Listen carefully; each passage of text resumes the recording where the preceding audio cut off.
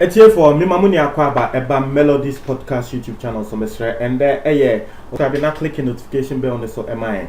we ya say latest news bi aba wonsa ebeka na trese for ye na ye ko yenim and no metro se na obesa wo screen so na wo de so sa pepepe am mesre ba ye na sa pepepe am and no na screen so sisi ano etiye for mesre na sa pepepe am uya number na that screen as no betimi afre na on ye atwetwe nkomo na me wo audio bi wa ha say Ghanaian actor Calibos woko radio station say they have a new movie out Baby Mama ono any Kofi Ajololo but movie na ngasa de Tracy Boache dia so no na will produce movie no but a lot of stars in Cancer Lewin wom too much of Jankatown omunia wom Kofi Ajololo munia wom na say eno ho to na wo mo kwanto call Hello FM oni Kofi Ajololo ene call ena wakwa kan sem bi say wono de to be frank Ghana de ne kre wo ho a na ye de ato ho Shatawale ene Beyonce njom no wono no wo say anche no wo say njom no anso neni because onim Shatawale's prowess ya ka prowess a wonim de Shatawale etumi ye onim de Shatawale etumi ye wonim say Shatawale woman ne beat papa bi ya mane chorus papa bi a hook bia wode beto so ama no and na verse bia wode beto so ama no wa bon say yes enti no wose woni sanya mani na enjumo e ba no wetie mu but ono de ohun ni say Ghana for ye ya nyatwom ase ye ya hype Shatawale krasin enjum no but enjum no enye de according to ono no de enjum na enye ne de na wose enjum no say wetie album no na wetie Wizkid ene Beyonce de no ewo album ne so wetie Wizkid and Beyonce de no wo album ne so and na say wetie Mr Easy mo ne Yemi Alade mo enjom no ewo album ne so ananka won ka say Shatawale and Beyonce de no wo de ase Ghana for na wo mo ka say Shatawale ne Beyonce de no mo de nia no wo mo ntie album ni nia ya ntia na wetie album ni nia wetie Wizkid de na me say personally no album ne so no Meka say Njoma my favorite Wizkid and Beyonce de no if you want na ba Shatawale de no personally sana making or personally no that's my choosing na we na Calibos ekokekan was say ono de ohun ne say Shatawale ase ehun ne to ne so just say Beyonce de wasun enti edin no ehun ne to ne so because Shatawale nangasa the first interview I was here after this particular njom eba no oko Xylophone FM on some flex and interview na Shatawale ka say no Shatawale no he had to write his verse like 3 times eti for muntie ni Shatawale na nenu asem say wono he had to write his verse like 3 times enti Calibos stress sa encheche mu we Shatawale dia ba ne atrese edin Beyonce ne to Shatawale so enti no ye first one na anya the why second one na anya enti akwa say verse by verse Shatawale ye nia no Shatawale no wo bilete ne ho because ye nim say Shatawale any normal Ghanaian musician bi na ya na ken ye nim say oye no one spec but oye na 3 times so they not say day in day out and oye na 3 times the first one we bilete ho second we bilete ho gaga just say eno no ka ema Beyonce microphone no ebe hu say Shatawale na say waton ne ho cheap price amine and only in some Calibos can we no the same say one no there the challenge room kra say na or expect say we bet pa on jum na eya ne ya say one say pa so see we tie jum no expect pa bia en fi be bia mba e ho na eya ne ya say Shatawale pa e din kre ni etie for yenko tie nsema Calibos kan na wa kan Kofi Ajololo no ni Kofi Ajololo na studio Kofi Ajololo ye say masa de o kan there they okay they are right and now one say omo have heated arguments kakra na ye wia Shatawale currently no war trend because say nkofo 11 bi and na can say njom na nyomo there but the majority me the post ne bra wo hwe billboard post kana nkofo tre say Shatawale dia no ene lead majority of Ghanaians on Twitter and so say Shatawale ne Beyonce njom na omo de pa nti me wi ameko Twitter na meko reading some of the trends at all ba yenko tie nsema Calibos what they etudwa ewo Hello FM. Hype and they say Beyonce and they shut anyway, being see that. What I say? Oh, I do. Dave T on the West Kid, the end. Now, Sabra back better the other. Yeah, Miss Rowe say the neighbor be trying poor. What I say? Ti on it was savage, dear. Niti on even Mr. Easy, dear. Shatter, we know, didn't prove on this one for me. No credit or one worker.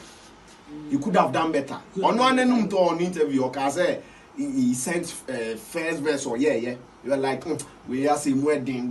or say yeah for it's like you should go back and tune this. So all these things, it was belittling the guy down little by little. What I say? And I Beyonce who told us. Oh, papa, make him Mantio, Pamba.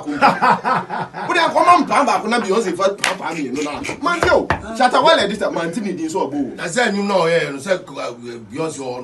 one who your friend, oh, your man who contract. You can do this, you can't do this, you can't do this. You can't even sign. He's been tamed down. No, not tamed. I mean, come on. He was giving the contract and he did it. Leave that boy alone. Oh, Papa,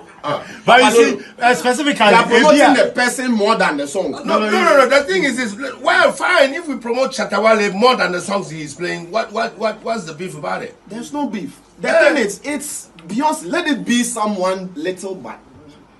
a little, bigger than Beyonce. Okay. You understand? Okay. No, you know that we are trying to compare. This is a whole global. You can't be bigger than Beyonce. No, Beyonce is Shatawale can never be bigger than Beyonce. Is tapping into Shatawale has collab. JT for mote the air cost of the Calibos ekan na nipa na wo can leave that boy alone no one no any Kofi Adjololo intino Kofi Adjololo explain it tre Calibos na sa explanation na kamen so my imagine say mema Ghana for bebre entias here the entia Shatawale went to me anka insembi and na the entia went to me amaye ni ayenhu say bone Beyonce ayenjum and then Kofi Adjololo kan say Shatawale had to sign some contracts.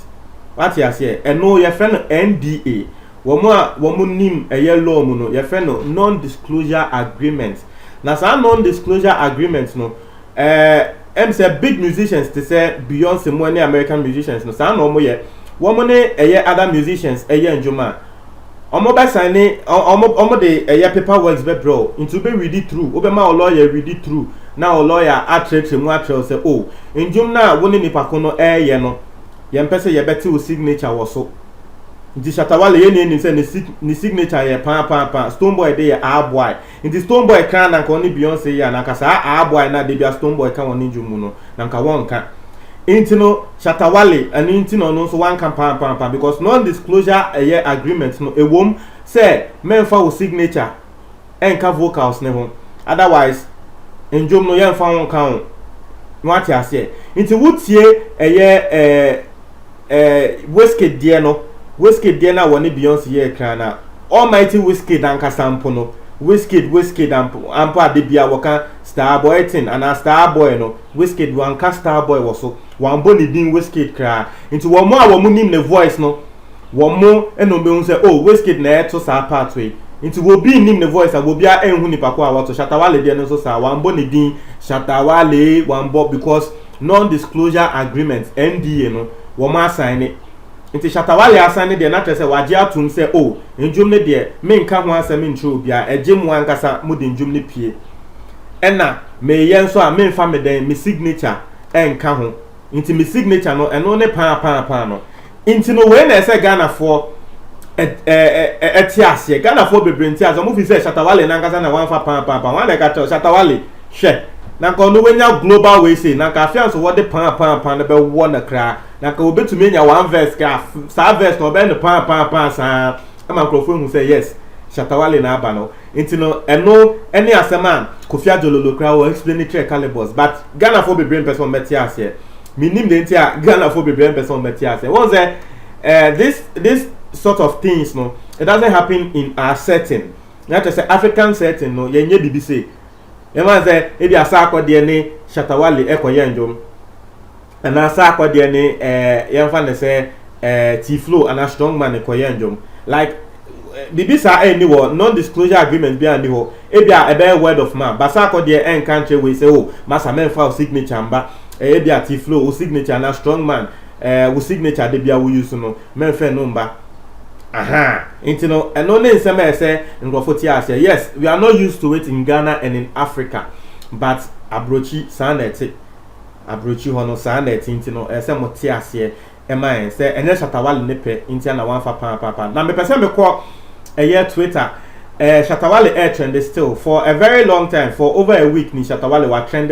just because of this song yeah can ho asem personally no wo mo a matese ngofo bebre kan say njom na enyo mo de but me de say we follow me a obehu say me obi a me nso me nim njum mu pa na me no njom ne de eye me de papa nti obi ka say enye ne da eye san nipa kono me de eye me de ati ase it's best me read just some one tweet be a shell now me read this one tweet now na ya hwe de ko say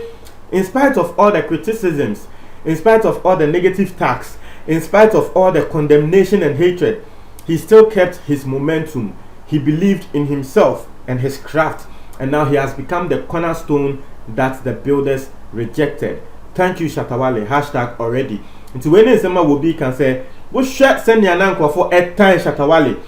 What shot send your nan for a criticize Shatawale? What shot send your nan for a condemn Shatawale?" And this Anyamaninia Niniano, Shatawale kept his momentum. Not to say he kept his focus.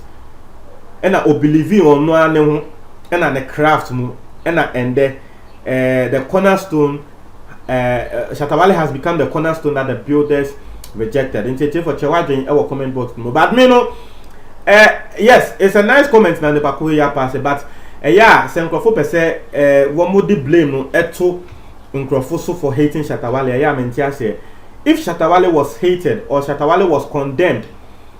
but I say for some of his actor and you know and you be a fault and that's microphone penasem na nkofo hating no dabi ye ni aye nim Shatawale when you be nya asem and asem kakre bi sipe no aba bontin ebe did you attempt your mother now we be say obviously people will not like you inti no sanu to me fie chi em ba say oh people didn't like you and you say as a debia de oye papa na nkofo mpe wasem and e different but who no debia wo din nkofo atem into obviously you don't expect anyone to love you inti so we'll be back on the because in spite of all the hatred in spite of all the condemnation oh yes so we be do obi mama atem oye njum edidi nkofo mama atem you don't expect us to condemn him we will condemn him today and tomorrow but oye ade na say papa nso aye beka what you say sa na eti ti omo ka say omo am condemn Shatawale ni anende de mu de wa masa yes why ade but it doesn't take it away say nyama bia wo ye no enye what you say nti mo che mo ade comment box me for me da say